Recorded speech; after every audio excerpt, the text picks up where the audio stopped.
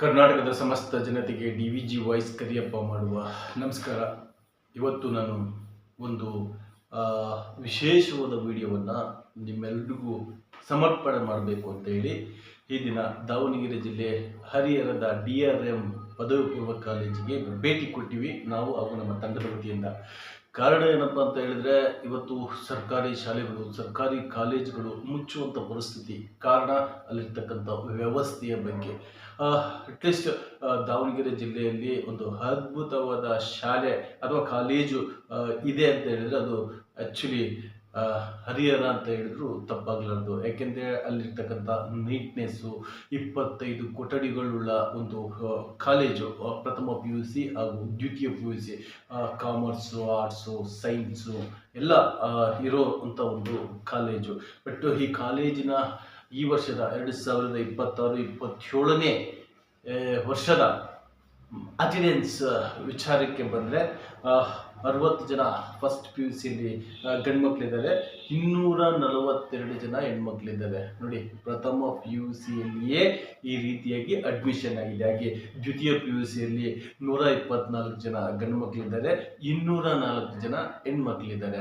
ಯಾಕೆ ಇದನ್ನು ಹೇಳ್ತಾ ಇದ್ದೀನಿ ಅಂತ ಹೇಳಿದ್ರೆ, ಇವತ್ತು ಯಾವುದೇ ಪ್ರೈವೇಟ್ ಕಾಲೇಜಿನಲ್ಲೂ ಸಹ ಈ ರೀತಿಯಾಗಿ ಸ್ಟ್ರೆಂತ್ ಕಡಿಮೆ ಆಗ್ತಾ ಇದೆ. ಕಾರಣ ಅದರವೇ ಖಾಸಗಿ ಶಾಲೆ ಅಂದ ತಕ್ಷಣ ಅದರದ್ದೇ ಆದಂಥ ಒಂದು ಎಥಿಕ್ಸೇ ಬೇರೆ ಇರುತ್ತೆ. ಯಾಕೆ ನೀವೆಲ್ಲರೂ ಸರ್ಕಾರಿ ಶಾಲೆಗೆ ಮಕ್ಕಳನ್ನು ಸೇರಿಸಿ ಆ ಶಾಲೆಗೆ ಬರ್ತಕ್ಕಂಥ ಯಾವುದೋ ಒಂದು ರೀತಿಯ ಅನುದಾನ, ಅಂದರೆ ನೀವೇ ಶಾಲೆಗೆ ಫೀಸ್ ಕಟ್ಟೋದಾಗಿರ್ಬೋದು ಅಥವಾ ನಿಮ್ಮ ಹತ್ರ ಅವ್ರು ಕಟ್ಟಿಸ್ಕೊಳ್ಳುವಂಥ ಎಕ್ಸ್ಟ್ರಾ ಅಮೌಂಟ್ ಆಗಿರ್ಬೋದು. ಯಾಕೆಂದರೆ ಸರ್ಕಾರಿ ಶಾಲೆಯಲ್ಲಿ ಹಣ ತೆಗೆದುಕೊಳ್ಬಾರ್ದು ಅಂತ ನಾವು ಹೇಳ್ತೀವಿ, ಆದರೆ 275, 280 ಇರುತ್ತೆ. ಗೌರ್ಮೆಂಟ್ ಫೀಸ್ ಅಂದಮೇಲೆ ಇಂತಿಷ್ಟು ಅಂತ ಇರುತ್ತೆ. ಯಾಕೆಂತ ಹೇಳಿದ್ರೆ ಮೈಂಟೆನೆನ್ಸ್ ಚಾರ್ಜ್ ಅಂತ ಒಂದೇನೋ ಮಾಡ್ತಾರೆ, ಅದು ಸರ್ಕಾರದಿಂದಲೇ ಬಂದಿರುತ್ತೆ. ಬಟ್ ಇಲ್ಲಿ ಎಕ್ಸ್ಟ್ರಾ ಏನು 900, 1000, 1200 ಈ ರೀತಿಯಾಗಿ ಕಟ್ಟಿಸ್ಕೊಳ್ತಾರೆ. ಅವರೆಲ್ಲ ಈ ಗೆಸ್ಟ್ ಟೀಚರ್ಸ್ ಅಂತ ಹೇಳ್ತೀವಲ್ಲ, ಆ ಗೆಸ್ಟ್ ಟೀಚರ್ಸ್ಗೆ ಕೊಡೋದಕ್ಕೋಸ್ಕರ ಈ ರೀತಿಯ ಒಂದು SDMC ಹೈಸ್ಕೂಲ್ ಲೆವೆಲ್ಗಿಂತ ಕಡಿಮೆ ಇದ್ದಾಗ, ಹೈಸ್ಕೂಲ್ ಮೀರಿ ಹೋದಾಗ ಮತ್ತು MLA ಅವರೇ ಅಧ್ಯಕ್ಷರಾಗಿರ್ತಾರೆ ಆ ಕಾಲೇಜಿಗೆ, ಉಪಾಧ್ಯಕ್ಷರು, ಹಾಗೆ 6 ಜನ ಪದಾಧಿಕಾರಿಗಳು ಸೇರಿಕೊಂಡು ಒಂದು ಕಮಿಟಿ ಮಾಡ್ಕೊಂಡಿರ್ತಾರೆ. ಬೆಟಲ್ ಕಮಿಟಿಯಲ್ಲಿ ಏನು ತೀರ್ಮಾನ ಆಗಿರುತ್ತೆ ಅಥವಾ ರಿಸರ್ವೇಷನ್ ಏನಾಗಿರುತ್ತೆ, ಆ ರಿಸರ್ವೇಷನ್ ಪ್ರಕಾರವಾಗಿ ಕಾಲೇಜ್ ಇಂಪ್ರೂವ್ಮೆಂಟ್ ಆಗುತ್ತೆ. ಬಟ್ ಇಲ್ಲಿ ಬಹಳ ಅದ್ಭುತವಾಗಿ ಕಟ್ಟಿರ್ತಕ್ಕಂಥ ಒಂದು DRM ಪದವಿ ಪೂರ್ವ ಕಾಲೇಜ್ ಅಂತ ಹೇಳಿದ್ರು ತಪ್ಪಾಗಲಾರ್ದು. ಅಲ್ಲಿನ ಪ್ರಿನ್ಸಿಪಾಲ್ರು ರಾಜಶೇಖರ್ ಅವರಾಗಿರ್ಬೋದು ಅಥವಾ ಅಲ್ಲಿನ ಎಲ್ಲ ಮುಖ್ಯೋಪಾಧ್ಯಾಯರು ಅಂದರೆ ಲೆಕ್ಚರ್ಸ್ಗಳಾಗಿರ್ಬೋದು ಬಹಳ ಪ್ರೀತಿಯಿಂದ ಬರಮಾಡಿಕೊಂಡ್ರು. ಅದೇ ರೀತಿಯಾಗಿ ಅಲ್ಲಿ ಕೆಲವೊಂದು ಸಮಸ್ಯೆಗಳನ್ನು ಪಬ್ಲಿಕ್ ಅಂದರೆ ಏನು ಸಾರ್ವಜನಿಕರ ಮಾಹಿತಿಯ ಮೇರೆಗೆ ನಾವು ಆ ಶಾಲೆಗೆ ಹೋಗಿರ್ತೀವಿ, ಅಂದರೆ ಆ ಕಾಲೇಜಿಗೆ ಹೋಗಿರ್ತೀವಿ. ಬಟ್ ಅಲ್ಲಿ ಕನ್ನಡ, ಇಂಗ್ಲೀಷ್ ಅಂದರೆ ಉರ್ದು ಮಾಧ್ಯಮವೂ ಸಹ ಇದೆ. ಆ ಉರ್ದು ಇರೋದ್ರಿಂದ ಮಕ್ಕಳು ಅಲ್ಲಿ ಮುಸ್ಲಿಮ್ಸು ಜಾಸ್ತಿ ಹರಿಹರ, ಯಾಕೆಂದರೆ ಪಕ್ಕದಲ್ಲೇ DRM ಸ್ಕೂಲ್ ಇದೆ. 50%ಗಿಂತ ಹೆಚ್ಚಿಗೆ ಹೈಸ್ಕೂಲಲ್ಲಿ ಸ್ಟಡಿ ಮಾಡೋದ್ರಿಂದ ಇಲ್ಲಿಗೂ ಸಹ ಅದೇ ಮಕ್ಕಳು ಕಾಲೇಜಿಗೆ ಸೇರ್ತಾರೆ ಅನ್ನೋ ಒಂದು ಕಿಚ್ಚಿಗೆ ಅಥವಾ ಸರ್ಕಾರದ ಒಂದು ಅಭಿಪ್ರಾಯದ ಮೇರೆಗೆ ಉರ್ದು ಸಹ ಒಂದು ಕೋರ್ಸ್ ಇರುತ್ತೆ. ಆ ಉರ್ದು ಕೋರ್ಸನ್ನು ಇವತ್ತಿನ 2026-27ನೇ ಸಾಲಿನಲ್ಲಿ ಟೀಚರ್ಸ್ ಇಲ್ಲ. ಆ ಕೋರ್ಸಲ್ಲಿ ಒಬ್ಬ ವ್ಯಕ್ತಿನೂ ಅಂದರೆ ಯಾವ ಸ್ಟೂಡೆಂಟ್ಸು ಸಹ ಇಲ್ಲ.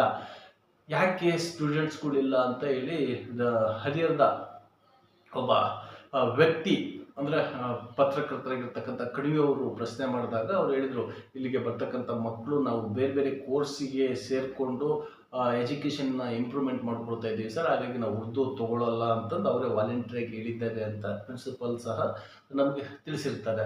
ಬಟ್ ಇಲ್ಲಿ ಏನೇ ಒಂದು ವಿಶೇಷತೆ ಅಂತ ಹೇಳಿದರೆ, ಒಂದು ಏನು ಆ ಕಾಂಪೌಂಡ್ ಒಳಗಡೆ ಇರ್ತಕ್ಕಂಥ ಆ ಕೊಠಡಿಗಳೆಲ್ಲ ಬಹಳ ಚೆನ್ನಾಗಿದ್ದಾವೆ. ಆಮೇಲೆ ಶಿಕ್ಷಕರು ಅಂದರೆ ಏನು ಲೆಕ್ಚರ್ಸ್ಗಳಾಗಿರ್ಬೋದು, ಪ್ರಿನ್ಸಿಪಲ್ ಆಗಿರ್ಬೋದು ಬಹಳ ಅದ್ಭುತವಾಗಿ ಟೀಚಿಂಗ್ ಮಾಡ್ತಾ ಇದ್ದಾರೆ. 2025-26ನೇ ಸಾಲಿನಾಗೂ ಸಹ ಒಳ್ಳೆ ಪರ್ಸೆಂಟೇಜ್ ಬಂದಿದೆ. ಆದರೆ ಇಲ್ಲಿ ಏನು 14 ಜನ ಟೀಚರ್ಸ್ ಅಂದರೆ ಟೋಟಲ್ 20 ಜನ ಟೀಚರ್ಸ್ಗಳು ಬರ್ತಾರೆ. ಅದರಲ್ಲಿ 9 ಜನ ಜೆಂಟ್ಸ್ ಟೀಚರ್ಸ್ ಬರ್ತಾರೆ, 5 ಜನ ಲೇಡೀಸ್ ಟೀಚರ್ಸ್ ಬರ್ತಾರೆ. ಟೋಟಲ್ ಆಗಿ 14 ಆಗುತ್ತೆ. ಆಮೇಲೆ ಗೆಸ್ಟ್ ಟೀಚರ್ಸ್ ಒಬ್ಬರು ಜೆಂಟ್ಸ್ ಬರ್ತಾರೆ, 5 ಜನ ಲೇಡೀಸ್ ಬರ್ತಾರೆ. ಅಂದರೆ ಟೋಟಲ್ 6 ಗೆಸ್ಟ್ ಟೀಚರ್ಸ್. ಟೋಟಲ್ ಆಗಿ 20 ಜನ ಲೆಕ್ಚರ್ಸ್ಗಳು. ಅಲ್ಲಿ ಪ್ರಿನ್ಸಿಪಲ್ ಸೇರಿ 20 ಜನ ಲೆಕ್ಚರ್ಸ್ ಇದ್ದಾರೆ. ಅಂದರೆ 6 ಜನ ಗೆಸ್ಟ್ ಟೀಚರ್ಸ್ ಬಂದು ಟೀಚ್ ಮಾಡ್ತಾರೆ. ಬಟ್ ಇದನ್ನೆಲ್ಲ ನಾನು ನಿಮಗೆ ಯಾಕೆ ಹೇಳ್ತಾ ಇದ್ದೀನಿ ಅಂತ ಹೇಳಿದ್ರೆ, ಮಕ್ಕಳನ್ನು ನೀವು ಸಹ ಪ್ರೈವೇಟ್ ಶಾಲೆ ಅಥವಾ ಪ್ರೈವೇಟ್ ಕಾಲೇಜ್ಗಳು ಅಂತ ಸೇರಿಸೋದಕ್ಕಿಂತ ಸರ್ಕಾರಿ ಶಾಲೆ, ಅದು ನಮ್ಮ ಶಾಲೆ, ಅದು ನಮ್ಮ ಮನೆ ಅನ್ನೋ ರೀತಿಯಲ್ಲಿ ಸೇರಿ ಆ ಕಾಲೇಜಿಗೆ ಸಂಬಂಧಪಟ್ಟ ಹಾಗೆ ಪ್ರತಿಯೊಬ್ಬರು ಸಹ ಹೋಗಿ ಪ್ರಶ್ನೆ ಮಾಡೋ ಅಧಿಕಾರ ಇದೆ. ಯಾಕೆ ಅಂತ ಹೇಳಿದರೆ, ಇದು ನಮ್ಮ ಸರ್ಕಾರ, ನಮ್ಮ ಸರ್ಕಾರದ ಶಾಲೆಗಳು, ನಮ್ಮ ಸರ್ಕಾರದ ಕಾಲೇಜುಗಳು, ಪ್ರತಿಯೊಬ್ಬರಿಗೂ ಸಹ ಆ ಒಂದು ಗೈಡ್ಲೈನ್ಸ್ ಬೇಕಾಗುತ್ತೆ ಅನ್ನೋ ಒಂದು ಕಿಚ್ಚಿನಿಂದ ಈ ಒಂದು ವಿಡಿಯೋ ಮಾಡ್ತಾ ಇದ್ದೇನೆ. ಕಾರಣ, ಹೈಸ್ಕೂಲ್ ಲೆವೆಲಲ್ಲಿ SDMC ಅಂತ ಬರುತ್ತೆ, ಕಾಲೇಜ್ ಲೆವೆಲಲ್ಲಿ SDMCಯಲ್ಲಿ ಪೋಷಕರ ತಂದೆಯವರೇ ಅಧ್ಯಕ್ಷರುಗಳಾಗಿ ಒಂದು ಅಕೌಂಟ್, ಜಾಯಿಂಟ್ ಅಕೌಂಟ್ ಮಾಡಿಕೊಂಡು ಅಲ್ಲಿ ಏನೇ ಒಂದು ಕೆಲಸ ಮಾಡಿದ್ರು ಸಮೇತನು ಆ ಜಾಯಿಂಟ್ ಅಕೌಂಟಲ್ಲಿ ತೋರಿಸ್ತಾ ಹೋಗ್ತಾರೆ. ಅಂದರೆ ನಾವು ಏನೇನು ಕೆಲಸಗಳು ಮಾಡಿದ್ದೀವಿ ಅನ್ನೋ ಒಂದು ಕೈಪಿಡಿ ಅಥವಾ ಒಂದು ವ್ಯವಸ್ಥಿತವಾಗಿ ಮಾಡ್ಕೊಂಡು ಹೋಗ್ತಾರೆ. ಇದು ಕಾಲೇಜ್ ಲೆವೆಲ್ನಲ್ಲಿ ಪ್ರಿನ್ಸಿಪಲ್ ಹಾಗೂ MLA ಅವರ ಕೈಯಲ್ಲಿರೋದ್ರಿಂದ MLA ಅವರ ಫಂಡನ್ನು ಇಂತಹ ಒಂದು BP ಹರೀಶ್ ಅವರು, ಹರಿಹರ MLA BP ಹರೀಶ್ ಅವರು ಬಹಳ ಅದ್ಭುತವಾಗಿ ಕೆಲಸ ಮಾಡಿಕೊಟ್ಟಿದ್ದಾರೆ ಅಂತ ಅಲ್ಲಿರ್ತಕ್ಕಂಥ ಲೆಕ್ಚರ್ಸ್ ಅಥವಾ ಪ್ರಿನ್ಸಿಪಲ್ ಅವರು ಬಹಳ ಅದ್ಭುತವಾಗಿ ತಿಳಿಸಿದ್ದಾರೆ. ಅಲ್ಲಿ ಲ್ಯಾಬು ಕಟ್ಟಿರೋದಾಗಿರ್ಬೋದು, ಆ ಕಂಪ್ಯೂಟರ್ನ ಇಟ್ಕೊಂಡು ಕಂಪ್ಯೂಟರ್ ಏನು ಸೈನ್ಸಿಗೆ ಸಂಬಂಧಪಟ್ಟಿರ್ತಕ್ಕಂಥ ಟೀಚ್ ಮಾಡೋದಾಗಿರ್ಬೋದು, ಮ್ಯಾಥ್ಸಿಗೆ ಸಂಬಂಧಪಟ್ಟಿರ್ತಕ್ಕಂಥ ಟೀಚರ್ ಆಗಿರ್ಬೋದು, ಪೊಲಿಟಿಕಲ್ ಸೈನ್ಸಿಗೆ ಸಂಬಂಧಪಟ್ಟಿರ್ತಕ್ಕಂಥ ಲೆಕ್ಚರ್ಸ್ ಆಗಿರ್ಬೋದು, ಬಹಳ ಅದ್ಭುತವಾಗಿ ನಡೆಸ್ಕೊಂಡು ಹೋಗ್ತಾ ಇದ್ದಾರೆ. ಹಾಗೆ ನಮ್ಮ DDPU ಏನು ನಮ್ಮ PU ಕಾಲೇಜಿನ DDP ಅವರು ಸಹ ನಮ್ಮ ಕರೆಗೆ ಹೋಗೊಟ್ಟು ಅದನ್ನು ಆಲಿಸಿ, ಮತ್ತು ಅಲ್ಲಿ ಏನು ಖಾಲಿ ಫೀಲ್ಡ್ ಇದೆ, ಅಲ್ಲಿ ಒಂದು ಸ್ಟೇಜ್ ಇದೆ, ಆ ಸ್ಟೇಜ್ ಮುಂಭಾಗ ಒಂದು ಮೇಲ್ಗಡೆ ನೆರಳಾಗುವ ರೀತಿಯಲ್ಲಿ ವ್ಯವಸ್ಥಿತವಾಗಿ ಮಾಡಿಕೊಡಬೇಕು ಅಂತ ನಮ್ಮ DVG ವಾಯ್ಸ್ ಮುಖ್ಯಮಂತ್ರಿಗಳಿಗೂ ಸಹ ಮನವಿ ಮಾಡುತ್ತೆ. ಈಗ ಎಜುಕೇಷನ್ ಮಿನಿಸ್ಟರ್ ಹಾಗೂ ದಾವಣಗೆರೆ ಜಿಲ್ಲಾಧಿಕಾರಿಗಳು, ಅದೇ ರೀತಿಯಾಗಿ ಈ ಒಂದು ಶಿಕ್ಷಣ ಇಲಾಖೆಯಲ್ಲಿ ಸಂಬಂಧಪಟ್ಟಿರ್ತಕ್ಕಂಥ ಪ್ರತಿಯೊಬ್ಬ ಅಧಿಕಾರಿಯು ಈ ರೀತಿಯಾಗಿ ಮಾದರಿಯಾಗಿ, ಪ್ರತಿಯೊಬ್ಬರಿಗೂ ಮಾದರಿಯಾಗಿ ಕಾಲೇಜನ್ನು ನಡೆಸಬೇಕು ಅನ್ನೋ ರೀತಿಯಲ್ಲಿ ಆ ಕಾಲೇಜನ್ನು ಇಟ್ಕೊಂಡಿದ್ದಾರೆ. ಹಾಗಾಗಿ ಬೇರೆ ಬೇರೆ ಕಾಲೇಜುಗಳು, ಅಂದರೆ ಗೋರ್ಮೆಂಟ್ ಕಾಲೇಜಿನಲ್ಲಿ ಯಾರು ಸಿಸ್ಟಮೆಟಿಕ್ ಇಟ್ಕೊಂಡಿರೋಲ್ಲ ಅಂಥ ಕಾಲೇಜುಗಳನ್ನು ನಮಗೆ ತಿಳಿಸಿದರೆ ದಯವಿಟ್ಟು ಆ ಕಾಲೇಜಿಗೆ ನಾವು ಸಹ ಭೇಟಿ ಕೊಡ್ತೀವಿ, ಸಂಬಂಧಪಟ್ಟಿರ್ತಕ್ಕಂಥ ಅಧಿಕಾರಿಗಳ ಹತ್ರ ಮಾತಾಡ್ತೀವಿ.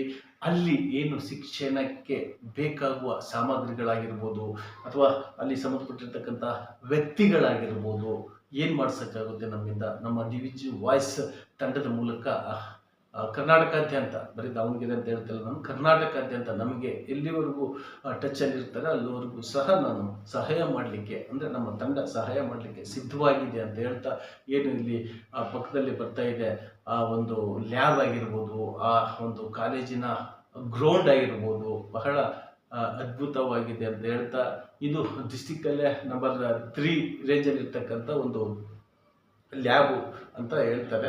ನೋಡೋಣ ಇನ್ನು ಮುಂದಿನ ದಿನಗಳಲ್ಲಿ ಅಲ್ಲಿ ಇನ್ನೂ ಅದ್ಭುತವಾದ ಒಂದು ಕಟ್ಟಡದ್ದಾಗಿರ್ಬೋದು, ಎಲ್ಲ 25 ಮಳಿಗೆಗಳು ಸಹ ಬಹಳ ಅದ್ಭುತವಾಗಿದ್ದಾವೆ.